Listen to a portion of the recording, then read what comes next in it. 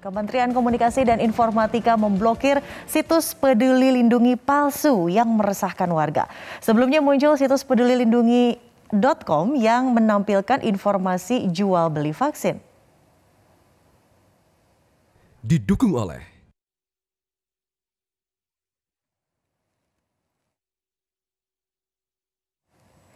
Kementerian Kominfo telah memutus akses terhadap situs Peduli Lindungi.com yang menggunakan atribut logo, gambar, dan tampilan menyerupai situs pedulilindungi.id.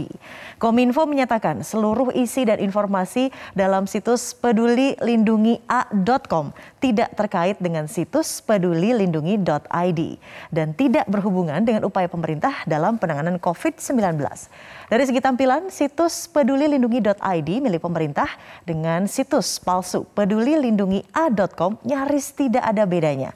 Namun, laman pedulilindungi.com meminta pengakses untuk memasukkan nomor ponsel, nama lengkap, dan alamat rumah untuk pengecekan status vaksinasi COVID-19. Kemenkominfo menegaskan situs resmi milik pemerintah hanyalah pedulilindungi.id.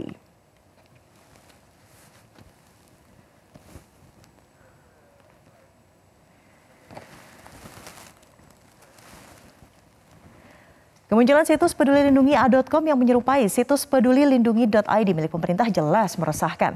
Selain mencatat hoax seputar penjualan vaksin, situs ini juga meminta data pengunjung. Lalu bagaimanakah sikap Kominfo mengantisipasi situs serupa? Kita akan konfirmasi bersama Usman Kansong, Dirjen Informasi dan Komunikasi Publik Kominfo. Bang Usman, apa kabar? Kabar baik, Widya. Salam sehat selalu. Kabar baik, alhamdulillah, salam sehat selalu. Tapi tentunya Bang Usman setelah memblokir situs pedulilindungi.com, apa langkah Kominfo ini preventifnya supaya tidak terulang lagi ada situs-situs yang memanfaatkan kelalaian para penggunanya? Iya, memang Kementerian Komunikasi dan Informatika diberi mandat oleh undang-undang, sebagai regulator dalam hal yang terkait dengan komunikasi digital, termasuk dalam konteks Peduli Lindungi, dalam konteks aplikasi Peduli Lindungi. Nah, tentu saja setelah kami menerima informasi dari masyarakat, kemudian kita segera memblokir atau memutus situs pedulilindungi.com karena memang menyerupai logonya menyerupai situs pedulilindungi.id, kemudian namanya pun dimirip-miripkan, sehingga kita mengambil langkah memutus. Apalagi kalau kita lihat atau masuk ke dalamnya, data-data yang dibutuhkan atau yang harus dimasukkan ke dalam situs tersebut tidak sesuai dengan data-data yang semestinya dibutuhkan oleh aplikasi Peduli Lindungi Kominfo.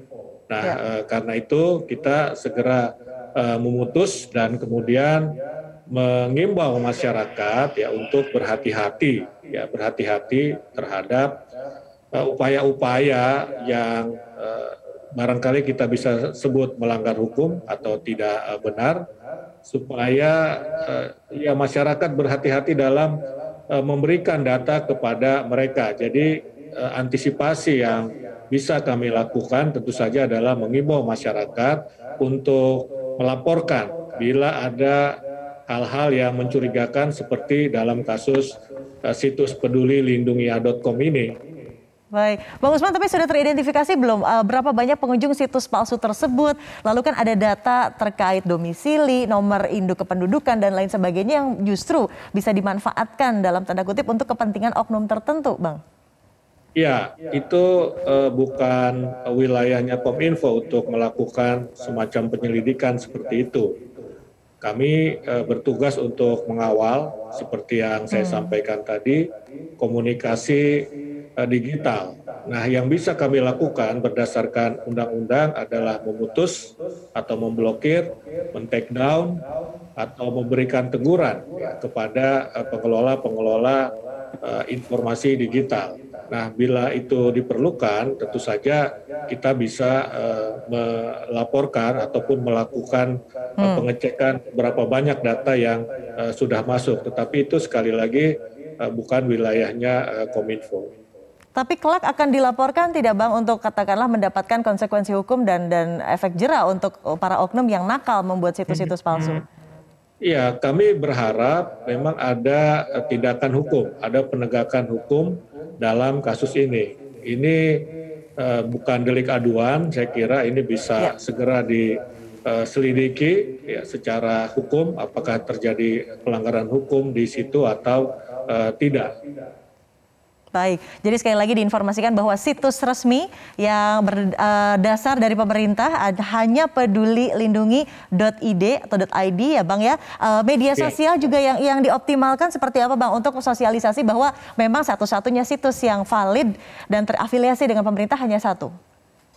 Begitu kita mendapatkan informasi tentang adanya situs pedulilindungi.com ini, maka selain melakukan pemutusan situs ini dari internet, kemudian kami juga mengeluarkan pernyataan pers untuk disebarluaskan kepada masyarakat, baik melalui media sosial, kemudian juga melalui media arus utama atau media mainstream, supaya masyarakat paham ya, betul-betul berhati-hati bahwa ada situs yang tidak benar begitu, dan sekarang masyarakat juga sudah tidak bisa kok mengakses situs itu ya karena sudah kita putus jaringannya.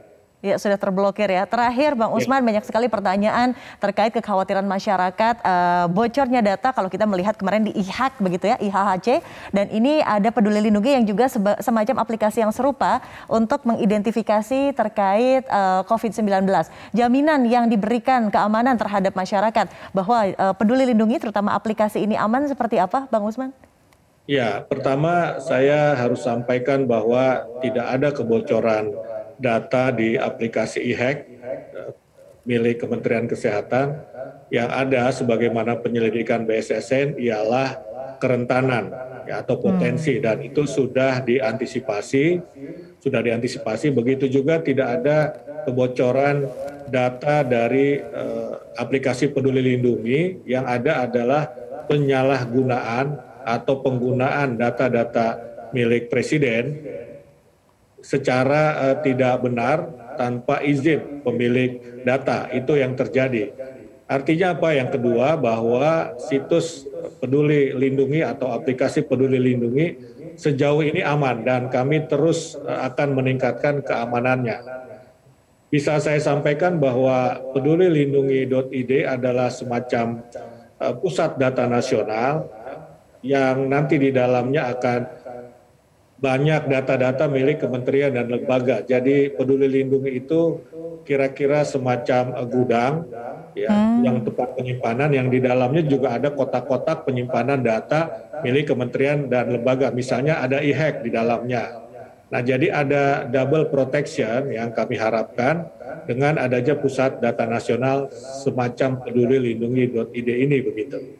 Baik, jadi konfirmasi bukan kebocoran namun kerentanan dan sudah dikawal sampai saat ini, tentunya akan terus dikawal oleh Kementerian Komunikasi dan Informatika Republik Indonesia. Bang Usman, terima kasih sudah mengkonfirmasi dan memberikan keamanan. Kalau boleh kami mengimbau masyarakat untuk mengunduh aplikasi Peduli Lindungi untuk sebagai kontribusi bagi masyarakat, bagi kita untuk mengendalikan laju penyebaran COVID-19. Siap, terima kasih Bang Usman Kansong, salam sehat selalu. Selamat kembali melanjutkan aktivitas Anda. Hatur nuhun.